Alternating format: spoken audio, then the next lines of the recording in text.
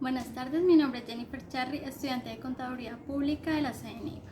Actualmente me encuentro realizando el curso de Laboratorio de Tributaria, por lo cual les voy a hablar del gravamen a los movimientos financieros. A mediados de la década de los 70, el economista James Tobey propuso como remedio a los efectos nocivos de la entrada y salida de flujos de capital el gravamen a las transacciones financieras. En los diferentes países latinoamericanos se implementó este gravamen, pero no de la forma como originalmente se había planteado. El gravamen a los movimientos financieros en Colombia. La crisis generalizada en el sistema financiero internacional a finales de la década de los 90 afectaron de manera considerable a los países en vía de desarrollo, principalmente a los latinoamericanos. En Colombia, estos hechos tuvieron como consecuencia la disminución en el flujo neto de capital externo y la desconfianza entre los inversionistas y prestamistas extranjeros. Además, se presentó una drástica reducción en los recursos disponibles y un considerable aumento en los márgenes crediticios. En el año de 1998, la cartera vencida alcanzó el mayor nivel de la década. Asimismo, se incrementó el nivel de activos improductivos a cargo del sistema financiero. Por otra parte, incrementaron las tasas de interés, el desempleo y se presentó un desbordamiento en la capacidad de pago de muchos deudores, al igual que una iliquidez en la economía en el sector de la construcción.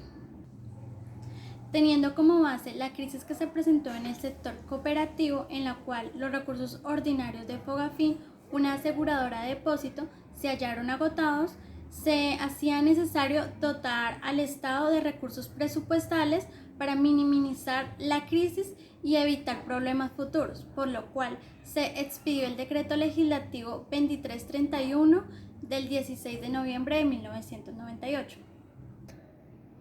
Con este decreto fue creada una contribución sobre las transacciones financieras y su vigencia se estableció para un año, con aplicabilidad a las transacciones que se realizarán en los establecimientos financieros a una tasa general de 2 por 1000 y una tasa especial interbancaria a 1.2 por 10.000.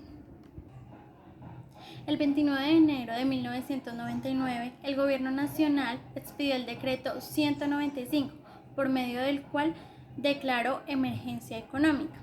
A fin de obtener recursos que permitieran la reconstrucción de la zona cafetera que fue afectada por un desastre natural, se expidió el decreto 258 de 1999, en el cual se reorientaban los recursos de la contribución sobre las transacciones financieras a la atención de los efectos provocados por este desastre.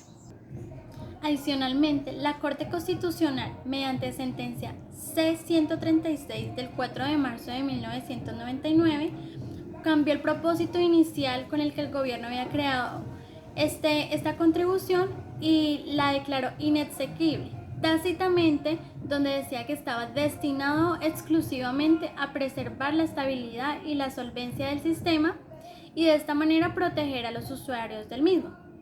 En este fallo, la Corte concluyó que por las características de esta imposición se trataba más de un impuesto y no de una contribución como estaba planteado, y por lo tanto no podía ser con destinación específica, lo cual está prohibido por la Corte Constitucional de Colombia. En agosto 8 del 2000 se promulgó la denominada Ley de Plan 608, con la cual se acoge el pronunciamiento de la Corte Constitucional y se comienza a hablar de un impuesto de carácter temporal. Allí se ratifican aspectos fundamentales como el hecho generador, la base gravable, el sujeto retenedor y asimismo se menciona que la vigencia del impuesto será únicamente de un año. Con la expedición de la Ley 633 del 29 de diciembre del 2000, el gravamen a los movimientos financieros se convierte en un nuevo impuesto de carácter permanente en la estructura tributaria colombiana y la tarifa se aumenta al 4 por 1000. La Ley 788 de diciembre del 2002 introdujo algunas modificaciones para su manejo y control, con las cuales se tenía como finalidad mejorar el recaudo y cerrar algunas brechas de elusión tributaria que se habían identificado. Adicionalmente, la Ley de Crecimiento 2010 del 2019 introdujo nuevas modificaciones relacionadas con las disposiciones de recursos para la realización de operaciones de factoring, compra o descuentos de cartera, asimismo como la exoneración del GMF para los traslados y retiros totales o parciales del auxilio de cesantías y los intereses sobre las cesantías. Definición al gravamen de los movimientos financieros.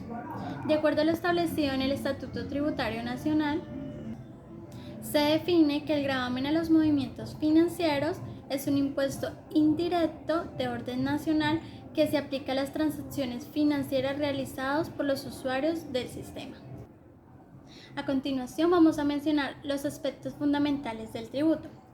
Como primero tenemos el hecho generador, el cual está definido en el artículo 871 del Estatuto Tributario Nacional, en el cual lo constituye la realización de las siguientes transacciones financieras.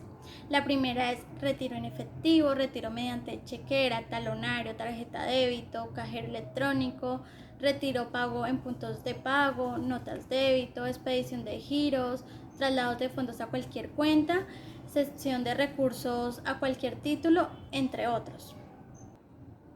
El segundo es la causación, el cual está dispuesto en el artículo 872 del Estatuto Tributario Nacional, en el cual nos menciona que el gravamen a los movimientos financieros es un impuesto instantáneo y se causa en el momento en el que se produzca la disposición de los recursos objeto de las transacciones financieras. La siguiente es la base gravable dispuesta en el artículo 874 del Estatuto Tributario Nacional, en el cual nos menciona que estará compuesta por el valor total de la transacción financiera mediante la cual se disponen los recursos.